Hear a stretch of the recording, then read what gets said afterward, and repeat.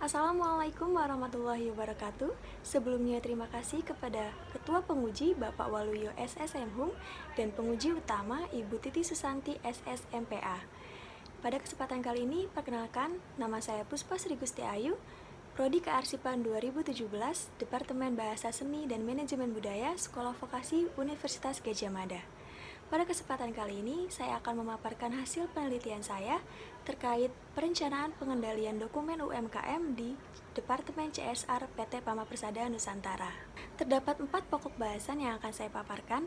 Yang pertama yaitu latar belakang dan rumusan masalah, yang kedua yaitu tinjauan pustaka, yang ketiga adalah pembahasan, dan yang terakhir adalah kesimpulan dan saran.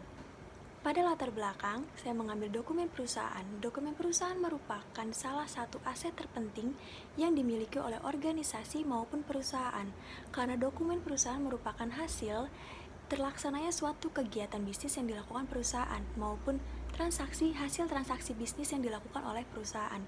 Maka dari itu dibutuhkan pengendalian dokumen yang baik dan jelas agar dokumen perusahaan dapat digunakan dengan baik dan dengan tepat pada orang yang tepat dan pada informasi yang tepat pula digunakannya.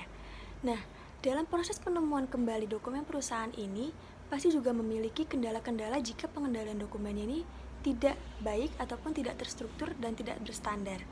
Maka, kendala-kendala dari penemuan kembali ini merupakan salah satu aspek terpenting dalam perencanaan pengendalian dokumen yang baik. Itu seperti apa sih? Berdasarkan latar belakang tersebut, didapatkan 3 rumusan masalah. Yang pertama adalah bagaimana pelaksanaan pengendalian dokumen UMKM di Departemen CSR Pama. Yang kedua adalah kendala apa yang dihadapi dalam pengendalian dokumen UMKM di CSR Pama. Dan yang ketiga adalah bagaimana perencanaan pengendalian dokumen UMKM di Departemen CSR Pama. Terdapat 3 keyword yang saya ambil dalam tinjauan pustaka. Yang pertama yaitu dokumen perusahaan, yang kedua adalah pengendalian dokumen, dan yang terakhir adalah perencanaan. Yang pertama yaitu dokumen perusahaan. Dokumen didefinisikan sebagai informasi yang terekam tanpa memperhatikan media ataupun karakteristik yang terlekat pada informasinya. Dan dokumen perusahaan merupakan data, catatan, atau keterangan yang dibuat atau diterima oleh perusahaan dalam rangka pelaksanaan kegiatannya, baik tertulis dalam kertas atau sarana lain maupun terekam dalam bentuk corak yang lain yang dapat dilihat, dibaca, dan didengar. Yang kedua yaitu pengendalian dokumen. Pengendalian dokumen dapat dirancang atau diimplementasikan sesuai perkembangan teknologi dan perkembangan bisnis dari perusahaan tersebut.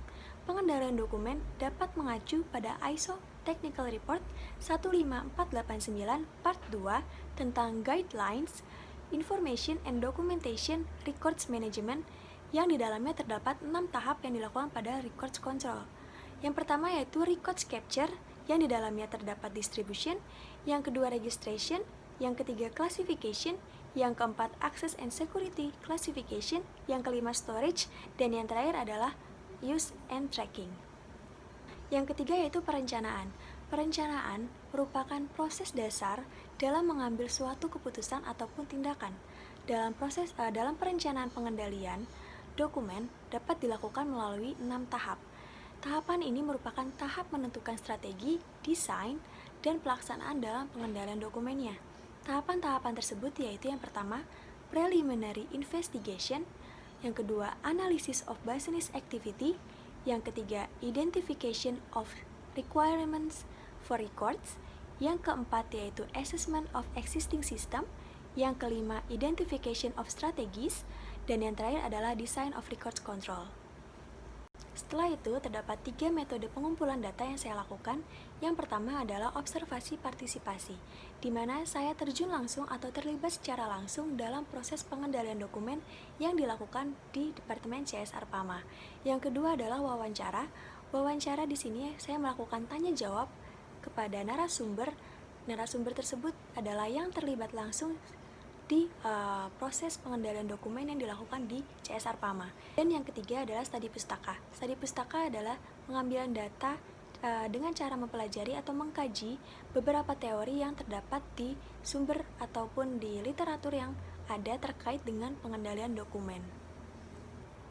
Pengendalian dokumen yang dilakukan oleh Departemen CSR Pama saat ini yaitu hanyalah penciptaan, distribusi, dan penyimpanan. Pada penciptaan, dokumen diciptakan dengan cara dibuat atau diterima oleh karyawan sesuai tugasnya masing-masing. Dan dokumen yang dibuat oleh karyawan harus mendapatkan persetujuan dari departemen head ataupun CSR departemen head. Ketika dokumen sudah disetujui, dokumen dapat didistribusikan sesuai dengan tujuan dokumen masing-masing. Setelah dokumen itu didistribusikan, salinan ataupun jawaban dari dokumen tersebut dapat disimpan sesuai dengan jenis dokumennya. Misalnya, seperti dokumen NOI atau Net Operating Income, itu disimpan di dalam Ordner. Dan dokumen laporan ataupun MOU dan perjanjian kontrak disimpan di box file ataupun langsung saja disimpan di lemari arsip. Nah, berikut adalah sarana pengendalian dokumen yang digunakan di CSR PAMA. Yang pertama itu adalah box file, yang kedua adalah lemari arsip, dan yang ketiga adalah Ordner. Hanya 3 sarana itu dan hanya 3 alur pengendalian yang dilakukan oleh CSR PAMA. Dalam proses pengendalian dokumennya, CSR PAMA memiliki beberapa kendala yang menghambat. Yang pertama adalah belum adanya sistem pengendalian dokumen yang terstruktur, berstandar, ataupun diatur oleh perusahaan karena tidak ada peraturan ataupun prosedur yang mengatur tentang bagaimana pengelolaan dokumen atau pengendalian dokumen di lingkungan perusahaan. Yang kedua adalah kompetisi sumber daya manusia yang kurang memadai, karena tidak ada sumber daya manusia yang memiliki latar belakang dari kearsipan. Selanjutnya yang ketiga itu adalah belum adanya anggaran untuk sarana dan prasarana kearsipan. Hal ini dikarenakan tidak ada SDM yang mengerti atau mengetahui apa saja sarana dan prasarana kearsipan sesuai ketentuan. Dan yang keempat adalah sarana dan prasarana pengendalian dokumen yang kurang memadai. Setelah mengetahui bagaimana pengendalian dokumen yang dilakukan oleh CSR PAMA dan apa saja kendala yang dihadapi oleh CSR PAMA, saya membuat perencanaan pengendalian dokumen melalui 6 tahap yang dilakukan sebelum mendesain pengendalian dokumen untuk CSR PAMA. Yang pertama saya lakukan adalah preliminary investigation. Pada tahap ini, saya melakukan kegiatan wawancara-wawancara kecil bersama administrator ataupun yang bertanggung jawab terhadap dokumen-dokumen yang ada di CSR PAMA dan memberikan informasi betapa karena pentingnya pengendalian dokumen yang baik dan jelas untuk keberlangsungan organisasi tersebut. Dan yang kedua yaitu saya melakukan analysis of business activity atau menganalisis aktivitas-aktivitas bisnis apa saja yang dilakukan oleh organisasi ataupun oleh CSR PAMA guna mempermudah dalam pembuatan skema klasifikasi. Yang ketiga yaitu identification of requirements for records. Nah, pada tahap ini saya mengidentifikasi adakah persyaratan dokumen yang ditetapkan oleh perusahaan untuk mengetahui apakah ada persyaratan dokumen yang ditetapkan oleh perusahaan tadi untuk membuat, menerima, atau menyimpan dokumen kegiatan bisnisnya itu seperti apa, apakah ada ataupun tidak. Dan ternyata di PT PAMA Persada tidak ada persyaratan dokumen bagaimana untuk menyimpan, membuat, dan menerima dokumen tersebut. Nah, selanjutnya adalah assessment of existing system. Nah, pada tahap ini yaitu saya melakukan penilaian terhadap proses atau sistem pengendalian dokumen yang ada di CSR PAMA. Nah, pada tahapan-tahapan yang dilakukan dalam pengendalian dokumen yang dilakukan oleh CSR PAMA ini hanyalah records capture dan storage saja, yaitu penangkapan atau penciptaan dokumen dan penyimpanannya saja. Tahap selanjutnya yang saya lakukan adalah identification of strategies for satisfying records control. Di sini saya akan mengidentifikasi strategi apa yang cocok untuk pengendalian dokumen yang dilakukan di CSR PAMA ini dan menentukan kebijakan, prosedur, alat-alat, dan tahapan-tahapan yang akan dilakukan di CSR PAMA ini untuk mempermudah karyawan juga dalam pengendalian dokumen dan menggunakan dokumen tersebut. Dan tahapan yang terakhir yaitu desain. Records control design yang saya buat melalui ada 3.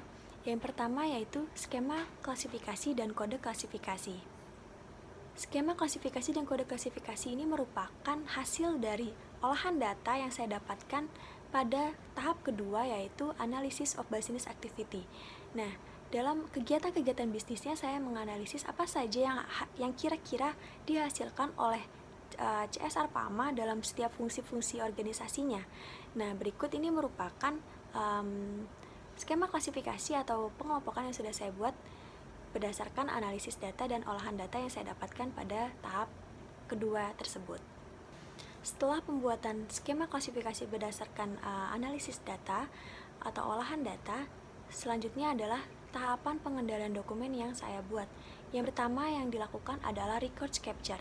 Dalam records capture di sini termasuk di dalamnya penciptaan, penangkapan, dan pendistribusian dokumen ke tujuan dokumen masing-masing. Yang kedua adalah registration. Setelah dokumen didistribusikan atau diterima, dokumen tersebut harus diinput atau harus didaftarkan atau diinput ke dalam daftar arsip yang sudah dibuat. Nah, selanjutnya yaitu adalah classification. Nah, dalam classification, dokumen ini diklasifikasikan atau dikelompokkan secara bersamaan ketika dokumen tersebut diinput ke dalam daftar arsip. Karena dalam daftar arsip terdapat pula kolom kode klasifikasi. Nah, selanjutnya adalah Access and Security Classification. Dalam Access and Security Classification ini adalah penetapan hak dan batasan akses terhadap dokumen-dokumen yang ada di CSR PAMA. Penetapan hak ini ditetapkan oleh CSR Department Head. Nah, selanjutnya adalah storage atau penyimpanan. Dokumen-dokumen yang sudah diinput ke dalam daftar arsip dan dokumen-dokumen yang sudah memiliki retensi ataupun diketahui dokumen tersebut masih digunakan ataupun tidak, itu disimpan di dalam tempatnya sesuai dengan jenis atau penggunaan dokumennya itu. Misalnya untuk dokumen NOI atau dokumen laporan yang masih digunakan disimpan di dalam box file dan ordner. Nah, ketika dokumen tersebut sudah 2 tahun atau 3 tahun setelah aktif, dokumen tersebut dimasukkan ke dalam box dengan cara pembungkusan dengan kertas Samson, pelabelan, dan lain-lainnya langsung dimasukkan box arsip dan dimasukkan ke lemari arsip. Nah, selanjutnya adalah use and tracking. Yang terakhir adalah use and tracking.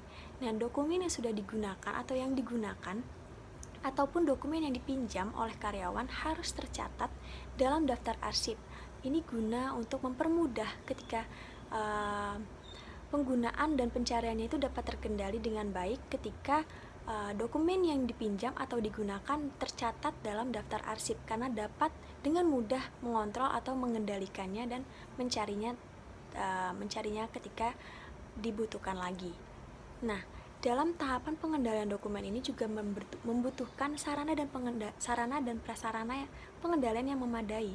Secara minimum yang saya butuhkan ataupun yang saya rencanakan yaitu yang pertama adalah box file, yang kedua label kertas, yang ketiga map gantung, kertas Samson, alat tulis kantor, filing kabinet, box arsip, dan lemari arsip.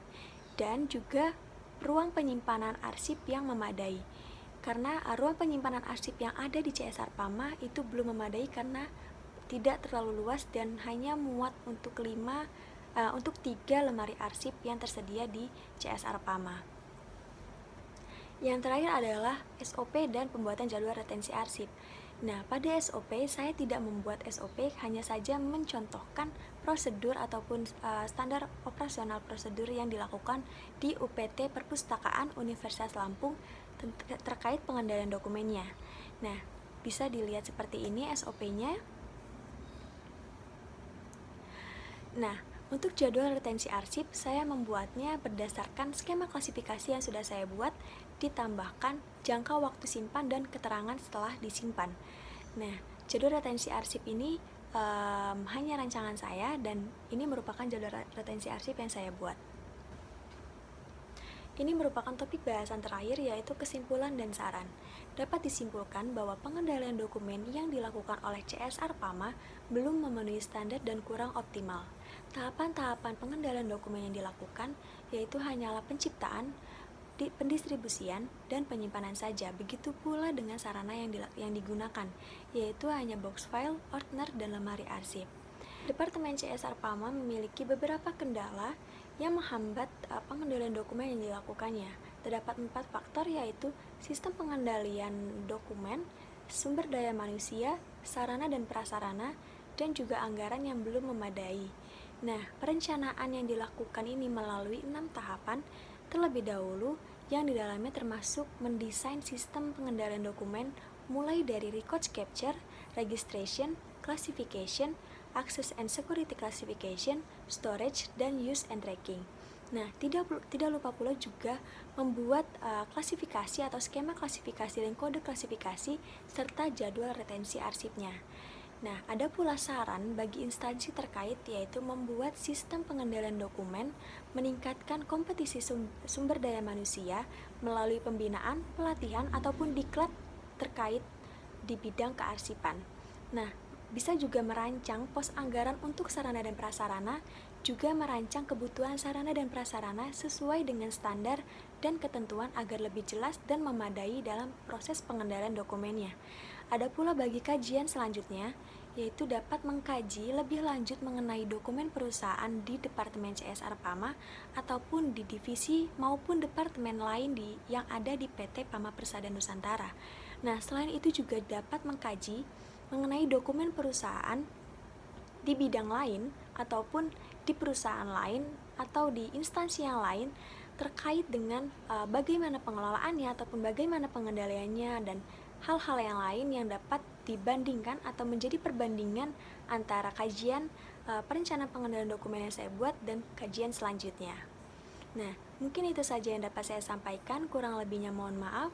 Wassalamualaikum warahmatullahi wabarakatuh.